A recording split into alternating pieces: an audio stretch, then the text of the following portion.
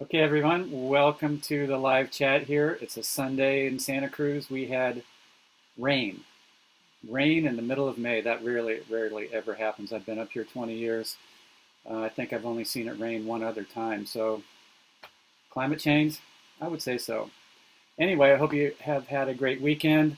I know a lot of you are racing. A lot of you have had races and you have some coming up very soon. So I thought this would be the perfect time to really kind of dive into some of the details of how to pace the different distances of races so that you can optimize your performance, have a great result. For sure, test yourself. Um, so let's just go right into it. There's basically there's three different distances that most of you are doing: either Olympic distance, half Ironman 70.3 races, and then full Ironman distance races. Some of you do have a long distance race in there that is halfway between a half Ironman and a full Ironman. It's the distance of the old Nice course. So I'll talk a little bit about that. But basically, it's going to be pretty intuitive, right? I mean, the shorter the race, the faster you will go. But I kind of want to give you some parameters, some guidelines as far as general heart rate ranges to look at based on where you normally train. So as many of you know, in my coaching, you will have a number that is the top end of your aerobic heart rates. So that number is the top end number on the ranges that you see, like in your endurance workouts, in your aerobic stimulation workouts. So, for example, when I was racing the last years that I raced, the top end of my aerobic heart rate range was 150 beats a minute. So that's going to be a key number because all of the pacing will be kind of based off of that. So at 150 beats a minute, I am aerobic. When I go above that, I would be anaerobic. So whatever that number is for you, kind of keep that in mind. So let's start with Ironman distance races. Basically, in general, it's going to be really good if you can keep your heart rate at or below that number. So, I would try to do my Ironman distance races at or below 150 beats a minute. And I tried to keep it within, 10 beats of that range because that's when I was really on pace, on a pace that I could sustain, on a pace that I could replace the calories that I was burning and still keep that pace up. So in Ironman, like in Hawaii, I would try and keep my heart rate at 140 to 150 beats a minute. 140 to 150. So whatever that maximum aerobic heart rate is for you in an Ironman, it's good if you can not exceed that on the bike, especially because once you do, you go into anaerobic metabolism, which means that you slow down the ability to utilize fat for fuel, which means that to sustain that pace, you have to take in a lot more carbohydrate calories. And that can get very difficult to do, especially in an Ironman that's hot. In cooler places, you can kind of fudge with it a little bit. Maybe you can go faster.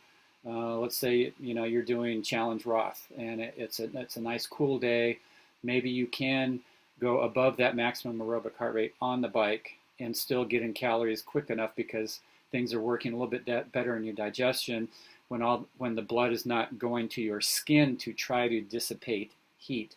But if you're in Kona, it's really good, especially on the bike, to try to have your heart rate at or below that maximum aerobic heart rate. So again, for me, I would try to stay within 10 beats of it without going over. When I was racing, max heart rate, aerobic heart rate was 150 beats a minute. So on the bike, I would try to keep it at 140 to 150. On the swim, it's harder to gauge just because you're in the water and you're not going to be looking at your heart rate watch. So in the swim, the best sort of feel is to just have it be like a strong swim that you've done 100 times before. A nice long swim that you're holding a steady pace. Try to really hold back the first 500 meters of the swim.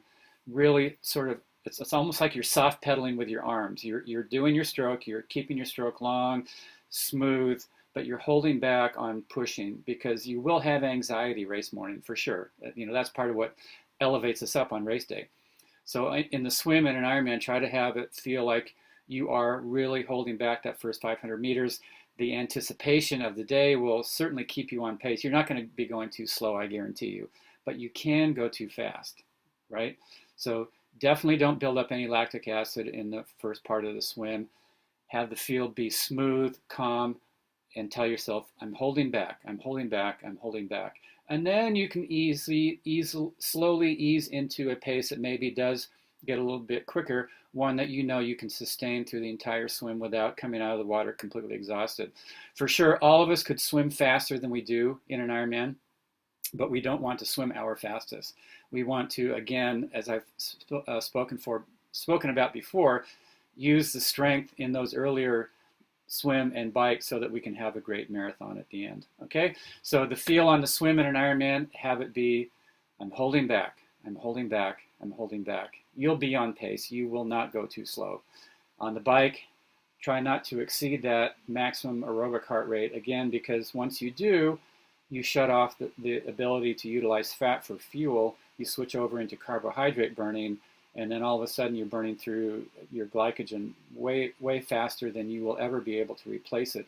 And when you slow back down, if you run through it and you start running out of gas, you can't get the calories in, you don't just automatically go back to fat burning, because that metabolism kind of got shut off when you went into carbohydrate burning, and it doesn't really go back onto full force for 7 to 9 hours. So again, in an Ironman, it's a lot of your pacing is going to be based on keeping that fat burning engine going, because it's a long day. You need to replace the calories. 300, 350 calories an hour is about what most people can do. If you stay aerobic, you will have the energy from those carbohydrate calories mixed with the fat, stored fat that you're burning for fuel, and you'll have a great race. When you get to the marathon in an Ironman, it's usually nobody has a problem with having your heart rate go too high, because at that point you're starting to really get on the edge of, like I was saying, replacing calories just about as quickly as you can burn them. And so you're not going to be running fast in relation to what you could do, obviously, flat out if you were just running a marathon. The thing to watch in your marathon in an Ironman is if you see your heart rate actually drop, not going too high, but drop. If you see it, you're running along, let's say it's 140 beats a minute, and all of a sudden it's 120 or 125, you can't sustain that pace, that's a sign that you are in need of calories. Make sure you get them in. Always have something on you in an Ironman, so that in between aid stations on the run, if you need calories, you can get something in there. An aid station every mile on the marathon in Kona, let's say, that's a lot of aid stations, but sometimes, it can be a long period between when you left that last aid station and you get to the next one, right? And so have calories on you. The general feel of pacing in an Ironman, what should that be? It should feel like it's just another training day for the swim, for the bike, for the marathon, all the way until you get to about 10 miles to go, or about 15 kilometers from the finish. At that point, then you can switch into that sort of race mindset, that mindset that's like, I'm on it, I'm going to push it, I'm giving everything I have. Up until that point of the marathon, in the swim, in the bike, those first miles of the marathon, all the way up to about 10 miles to go, 15K from the finish, keep it mentally in that strong training day, not race mindset, but strong training day mindset.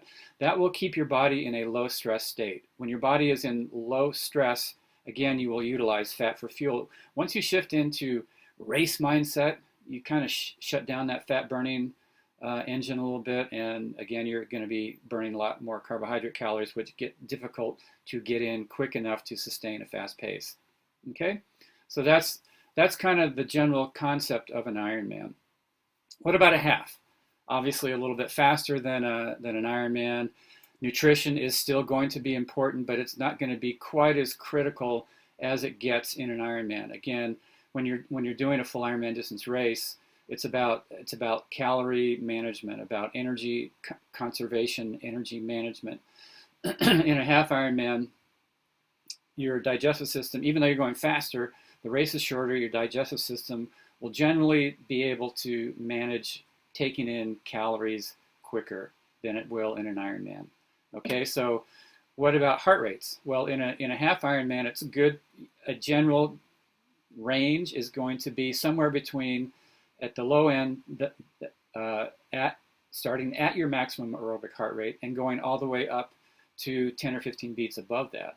Okay, so again, for me, when I was racing, my max aerobic heart rate in the end of my career was 150 beats a minute. So in a half Ironman, I would try to keep my heart rate range somewhere between 150 and 160, sometimes even 165 beats a minute throughout the entire half Ironman.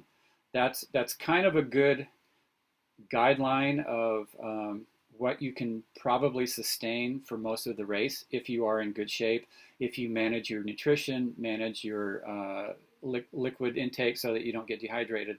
It's a good target, you know. And so when you get out of the water, you know, obviously in the water it's going to be a little bit faster pace on the swim than you would do in an Ironman, not quite as fast as you would go in an Olympic distance race. So you can definitely feel like, okay, I am racing, I am on a fast pace here. However, have it feel like there's just a little bit of reserve. You're holding back just a little bit from a real top end type of speed in the swim. Same thing on the bike.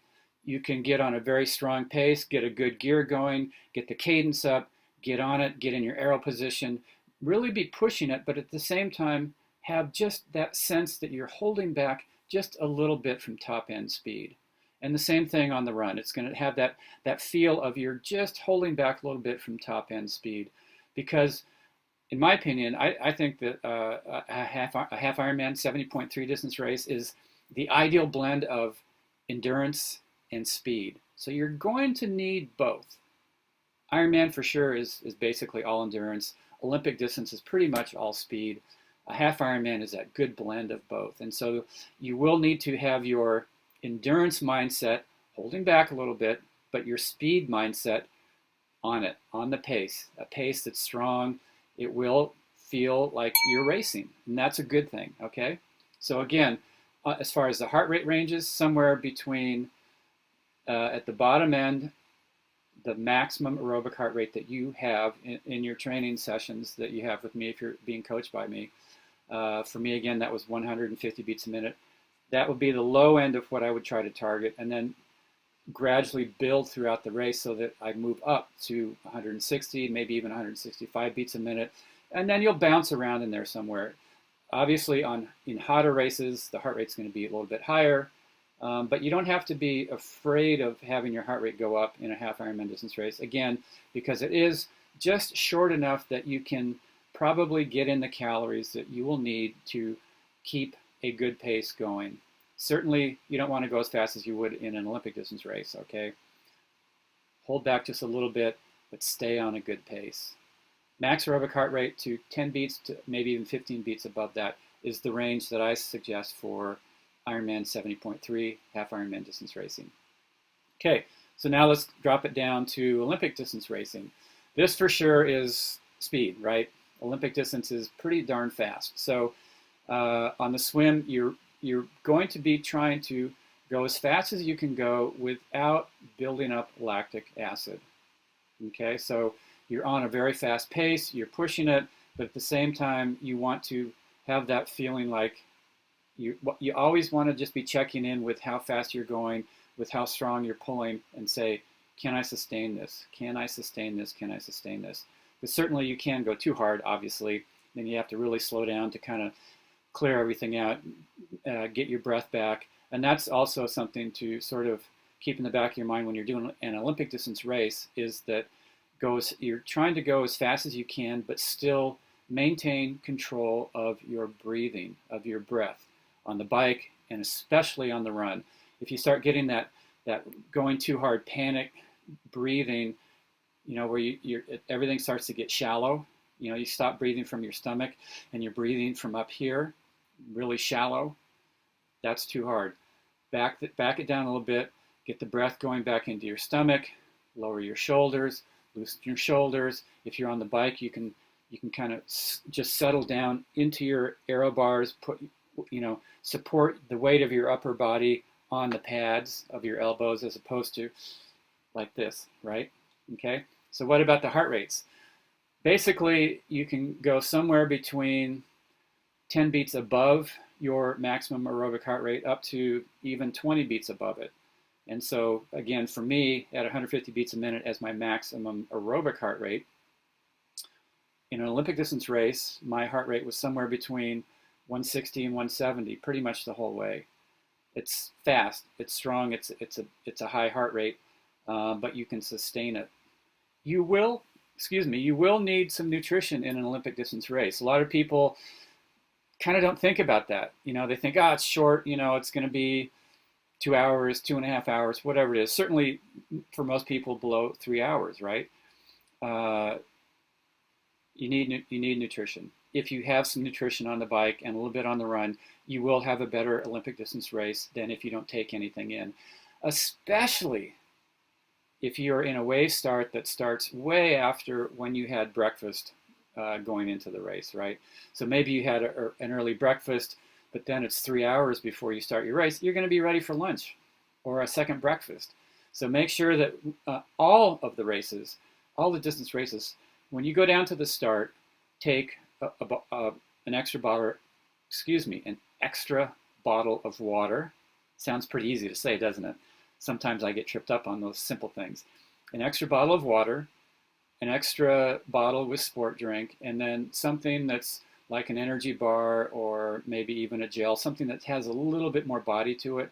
And then you can kind of just keep topping off the tank as you get ready, as you're waiting for the start to happen. Okay, really important so that you start full, but not obviously too much in there.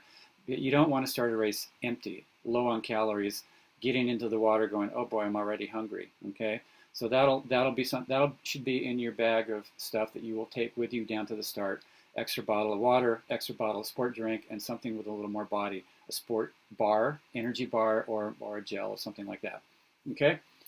What about a warm-up? Really key. The shorter the race, the more critical the warm-up. So if you're doing an Ironman, obviously you're building into the entire day. The swim is a lower effort level than the bike. The bike is a little bit lower effort level than the run. So again, you're building throughout the day. In a half Ironman, you're starting at a strong pace, but you are holding back just a little bit. So you are going to be going into that anaerobic state, where you're burning carbohydrate in a half Ironman. So you want to try to get in a little bit of something a little bit faster, just some accelerations in your warm-up, whether it's cycling or running or swimming, so that your body starts already to activate the lactic acid clearing mechanisms in your body, okay?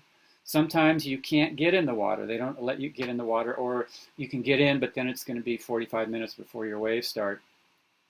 You can always just do arm circles, on the beach as you're waiting, just to really get the blood moving in your arms before the swim. A good warm-up will last about 15 minutes in the muscle. So if your warm-up is going to be longer than 15 minutes away from your start, then you can do a little bit of accelerations just to get the blood moving, to get the just so that you just start to sweat a tiny bit, just so that you start to get the lactic acid clearing mechanisms activated in your body. And then as you get closer to the race, do the arm circles. Make sure you don't hit somebody else in the head. Make sure it's clear behind you. I have to say I have done that by accident, and I have been hit by people by accident doing that in their warm-up on the beach.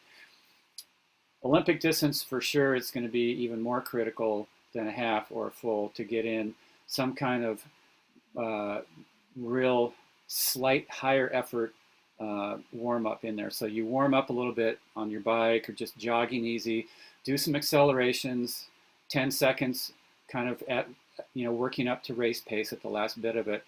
Do 4 or 5 of those accelerations. It's kind of like almost like you're on the infield of a track and you're doing 100 meter, just accelerating throughout that 100 meters. That will help your body to be ready to then get on it right from that first stroke of the swim. Okay. What else is going to be different? Another thing that's important to keep in mind is that, give me one sec here. I just want to check the chat window, make sure everything's okay. So one other thing as far as pacing, when you are doing the different distance races, one thing to keep in mind is that the ideal cadence rate on the bike is going to be different for an Olympic than it is for a half and than it is going to be for a full Ironman distance race. So for an Olympic distance race, the ideal cadence rate that will give you about the best bike split is going to be somewhere between 90 and 95 RPMs. The ideal cadence for a half Ironman is going to be somewhere between 85 and 90 RPMs. And then the ideal cadence rate for an Ironman is going to be somewhere between 80 and 85. Did I say that right? Olympic distance, 90 to 95 RPMs. Half Ironman, 85 to 90 RPMs. And a full Ironman, 80 to 85 RPMs. So you might ask, well, why is that? The reason is that as the distance of the race gets longer, you are further from your maximum power output, right? So obviously in an Olympic distance race, you're much closer to what your maximum potential output is going to be than you will be in a half Ironman or in a full Ironman. And as you get further from that maximum power output, a lower cadence rate is going to actually be slightly more efficient. The slower you go, the further you get from that maximum capacity you have for power output. And think of it this way, if you're sprinting for, a city limit sign on the bike ride with your training partners, you're really winded up and you're putting all your effort into it. You're at a super high cadence. That's as close as you can get to your maximum output. If you are at 95 or 100 RPMs for an Ironman, but you're barely pushing on the pedals, you're going to get spin fatigue. I mean, moving your legs in that circle causes fatigue, right? And in an Ironman distance race, you want to slow it down just a little bit so that you're still putting the power into the pedals, but you're not getting that overly tiredness from too much spinning, okay? So that's something that to kind of keep in mind. When you're training, it's good to train at all the different cadence rates, 90 to 95, do a little bit at even 100, do a little bit at 80, do a little bit at 65 to 70, so you're working that power. But in general, somewhere between 85 and 95 in training is good for just helping build that efficiency, so then you can do it in a race. You're used to doing 90 to 95 if you're in an Olympic distance race. And if you're doing an Ironman, when you slow it down, it'll actually be so much easier for you because you have that efficiency that you've built in by training at a slightly higher cadence rate during a lot of your workouts, okay? The run is basically going to be hopefully kind of the same cadence rate for all the different distances. It's just that in an Olympic distance race, you're going to cover more ground with each stride than you will in a half or that you will in a full Ironman distance race. Of course, what that cadence rate is going to be in each of those races will depend on the day, your freshness, all those kind of things. So I hope that kind of gives you just a few nuggets to think about when you're doing your different races. So let me sum it back up for you. Ironman distance race, ideal heart rate is going to be somewhere between 10 beats below your max aerobic heart rate up to your maximum aerobic heart rate. Again, for me, that was 140 to 150 beats a minute. A half Ironman distance race is going to be ideal somewhere between the bottom end at your max aerobic heart rate up to 10 to maybe even 15 beats above that. So for me, 150 to 160 or even 165 for probably the second part of the bike and a lot of the run for the half marathon.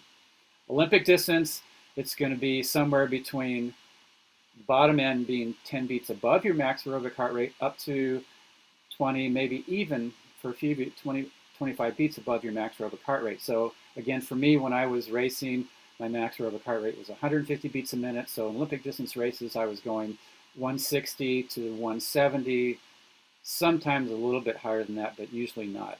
Right around that 165 was a sweet spot for me for Olympic distance races. Okay? Cadence rate, the longer the race, the slower the cadence rate is going to be ideal. Again, Ironman distance, 80 to 85 RPMs is generally the efficiency sweet spot.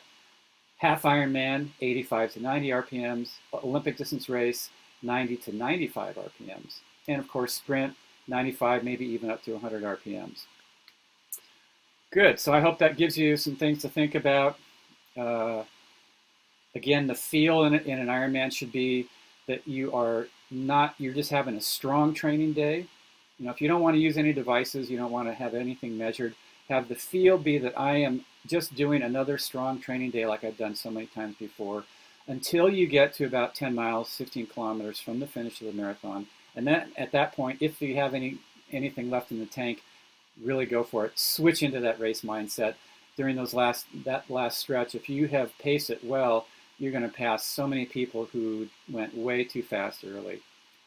Half Ironman, the feel should be almost as fast as an Olympic distance race. However, you hold back just a little bit.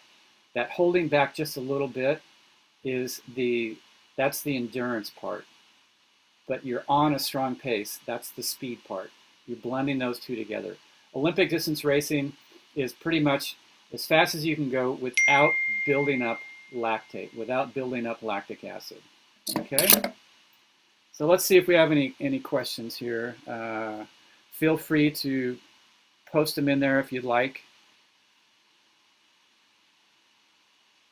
Let's see. Okay.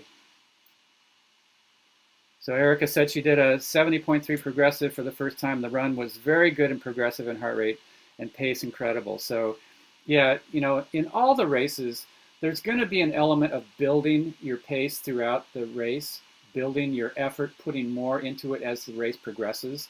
Of course, the difference between the beginning and the end of an Olympic distance race is, as far as the total effort you're putting into it, is going to be much closer than it will be, say, for an Ironman. In an Ironman distance race, the beginning should really be holding back in that first 500 meters of the swim, holding back in general on the swim, holding back in general during the bike ride, holding back in general up until you get to that last 10 miles to go in the marathon. Okay? So the difference between the beginning and the end effort will be much broader in an Ironman than it will be in an Olympic distance race, because you can sustain that real high output. But try to build just a little bit. Don't have your best effort be in the beginning or the middle or even the later part of the races. Have it just build steadily throughout. If it's a loop course, or even if it's not a loop course, and you kind of want to have more of a strategy, for the bike, for example, I like to progress in thirds. So the first third of the bike is going to be the easiest, where I'm really holding back. The middle third, I'll try to be on a pace that I know I can sustain, and then try to build on top of that even a little bit more for the final third of the bike. The same thing for the marathon. If you sort of divide races up, each of the disciplines into halves, you can often start going too hard too early. So if you divide the bike ride in half, and the first half is one sort of pace or output level, and the second half is a higher output level, it may be too much to sustain for the whole way. So I really like to divide my disciplines into thirds. First third is the easiest, middle third is on a pace I know I can sustain, and that last third of the bike, the last third of the run, last third of the swim is a pace that is really, it's really testing me to hold it, okay? Let's see. So Philippe is asking, do I use the same max aerobic heart rate estimate for bike and run? Yes, you do. The point where you switch from aerobic to anaerobic is going to be the same for all three sports.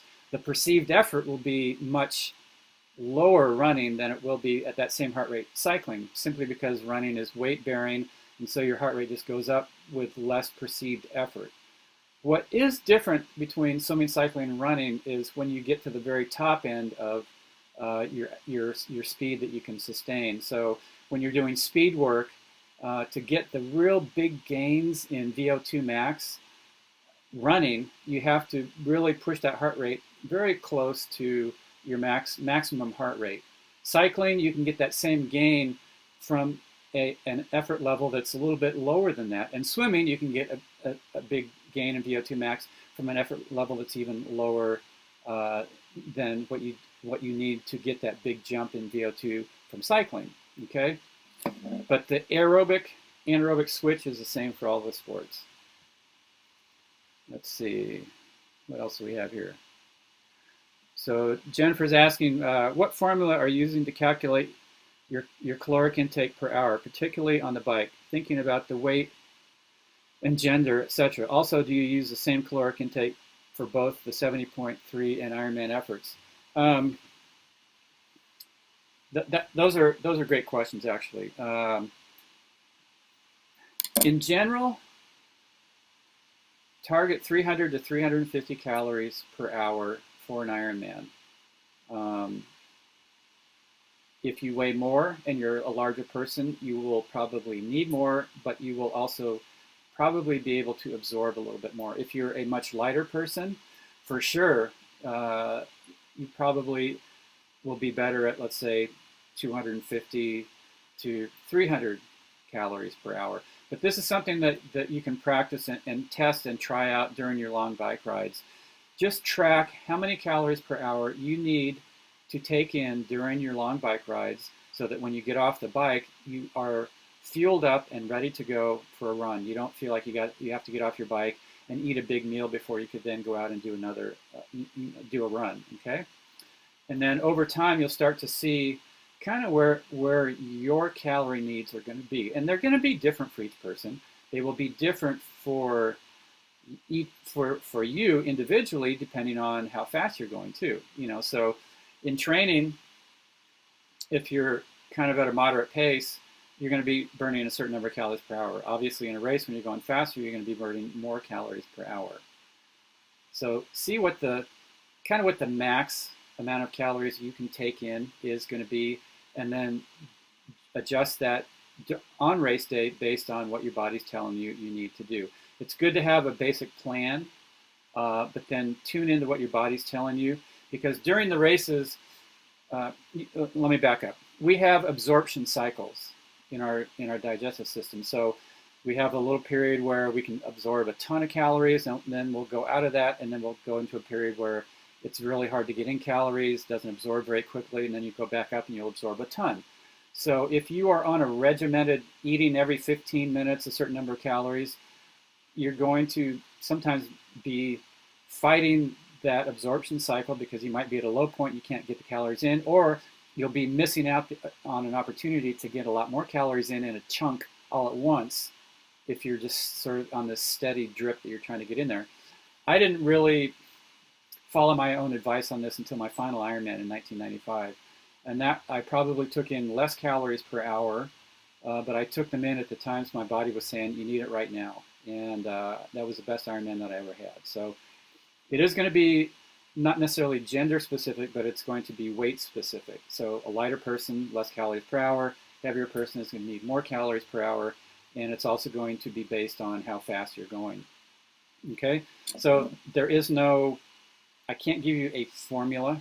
I can just give you those general guidelines. 300, 350 calories an hour is about the max that most people can absorb. If you're smaller, lighter, might be 250 to 300 calories per hour. Okay? Is it the same for 70.3 and Ironman efforts? You probably don't have to take in quite as many calories in a 70.3 per hour as you will for an Ironman. It's because first of all, it's going to be later in the race when you're going to actually run out of the glycogen that you have stored in relation to when you're going to finish the event than you do in an Ironman. In an Ironman, after about 3 hours, things start to shift. After mile 70 of the bike, things really start to shift, and that's when it can get hard to start to keep on track, keep taking in those calories. Okay, when you get to mile 70 of the bike in an Ironman, you might almost be at the finish line if it had been a half Ironman. Okay, so you need less calories per hour and a half, but you also got to make sure that you do have enough access to calories in case on that day your body's just in need of more calories than it might have been on another day.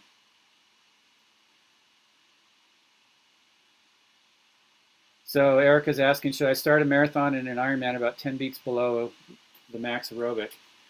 That's a good target. And you really won't know what it's going to be until you're out there in the race. And it's going to be very dependent on the weather.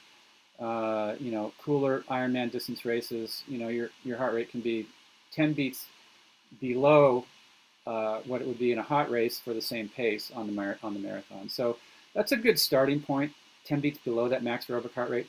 But if it feels too easy, you can get right up to the max aerobic heart rate. But again, in an Ironman, generally it's not a problem people have that their heart rate gets too high. It's that their heart rate starts to drop, and that's a sign that you need some calories, or you might need salt. Okay, Randy's asking, what did you do to calm yourself down at the start of the race to keep from going out too quick? Randy, great question. I really tried to follow the advice that I just gave you guys earlier. Let's say, in any race that you're doing, it's easy to go too hard on the beginning of the swim. We always sort of, you're fresh, you're rested, you have anticipation of the day, you're feeling that competitiveness of everybody, and that energizes you. And so I would always tell myself, hold back a little bit, hold back from the pace that I think I can sustain for this swim. Okay, so Olympic distance racing, obviously it's going to be a really fast start, it's going to be a fast swim, but I would hold back just a little bit that first 500 meters from my what I felt would be a sustainable swim pace. Half, full Ironman, same advice. Slow it down just a little bit in that first 500 meters, first 5 to 10 minutes of the swim from the pace that you ideally will build into and sustain for the majority of that swim. That's the best you can do. And like I said, you're not going to be going too slow because, the race anxiety, the race nerves, the anticipation, and the freshness that you'll be, hopefully fresh on race day, you'll be going at a very strong pace. Okay, Charlie's asking, is there a best combination of carbohydrate types? I suspect different for different people. Well,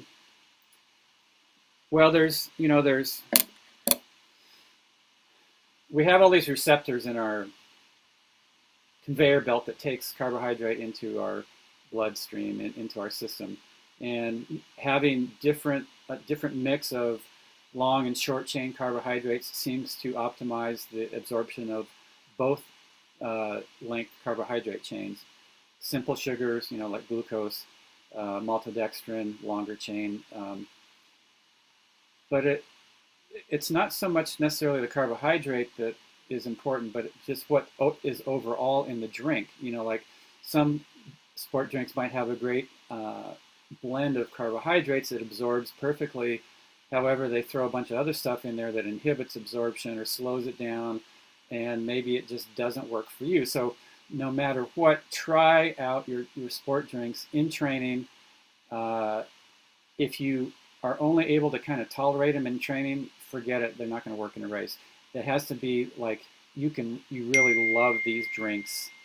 You love these drinks. Let's see. Sorry. You have to really enjoy the drink in training, and then there's a good chance that it might work on your race day, okay? I'm actually, stay tuned. I'm going to be experimenting with a couple different sport drinks this year. There's some really innovative ones that have just come out, or that I just discovered anyway. And so I don't want to mention the names yet because I want to give them a try. But I think that the nutrition of race day sport drinks and getting the calories in has taken a huge leap. And I think there's a product out there that so far, from what people have told me and tested, is off the charts good, and it doesn't make you sick. Really good stuff. So stay tuned for that. Okay, do I use power estimates for pace on the bike or just heart rate? This is a great question Philippe is asking here. No,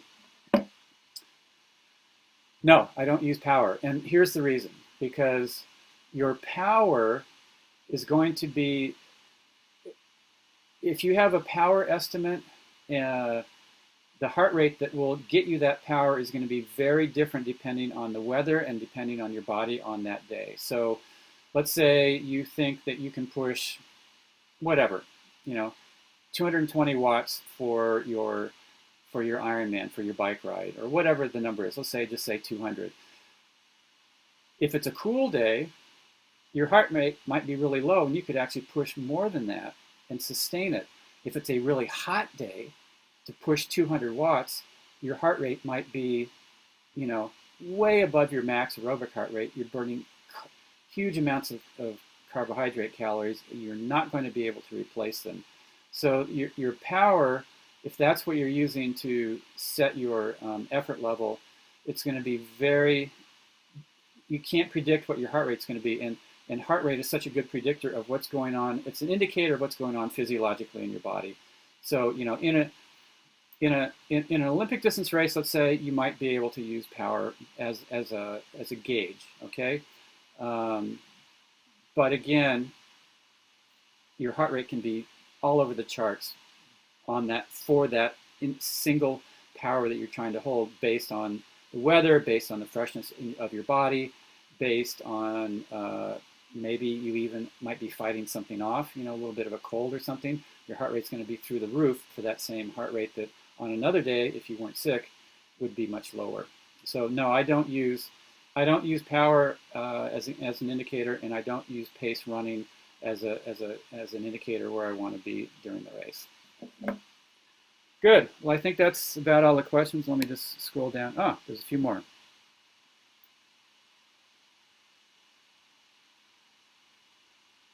Okay. All right. Jennifer's saying you can't leave us hanging. So, all right. So here we go. You can try it out. You can test it out. The drink that I'm going to really be looking closely at, it comes from Sweden, and the name is Morten. M-A-U-R-T-E-N. M-A-U-R-T-E-N. Try it out. Check it out. The people who have tried it are just saying this is like nothing I've ever tried before, and it works perfectly. So I haven't tried it yet. I'm going to be talking with the company this coming week, and I'll let you know what I find out. If you do try it out, let me know how it works for you. Good. Well, I hope that's helped you, giving you some ideas on how you can pace your races. Let's see. So 2 last questions. Erica's asking, am I Brazilian? Bom dia, tudo bem? No, I'm not Brazilian.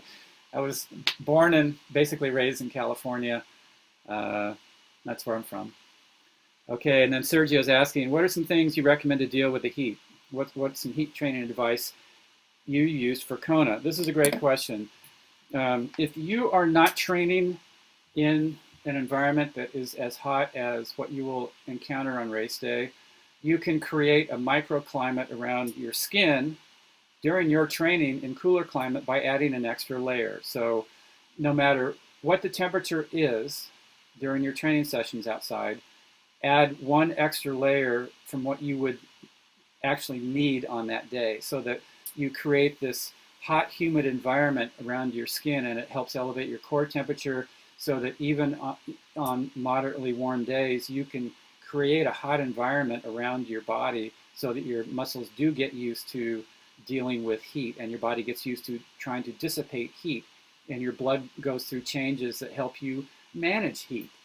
And then if it's a really important race like the Ironman in Hawaii, if you can get there about 7 days in advance and exercise in the heat, your blood will go through all the changes that it goes through to, it becomes more kind of dilute, I guess you'd say, so that it can manage the heat better. In 7 days, it's done all the changes it's going to do physiologically, and so anything more than 7 days in heat, you're not going to adapt any more than you already are, other than just psychologically getting used to it. So those are 2 things that I would do. I put on an extra layer, especially in that last month or 2, in all my sessions leading into Kona, and then I got there actually 10 days before the race. I had the luxury of being able to do that. And so after, that for sure gave me a 7-day period plus a few extra days for my body to go through all the changes to be able to manage heat. Good. Well, I hope you've enjoyed that talk. I hope it's given you some things to think about.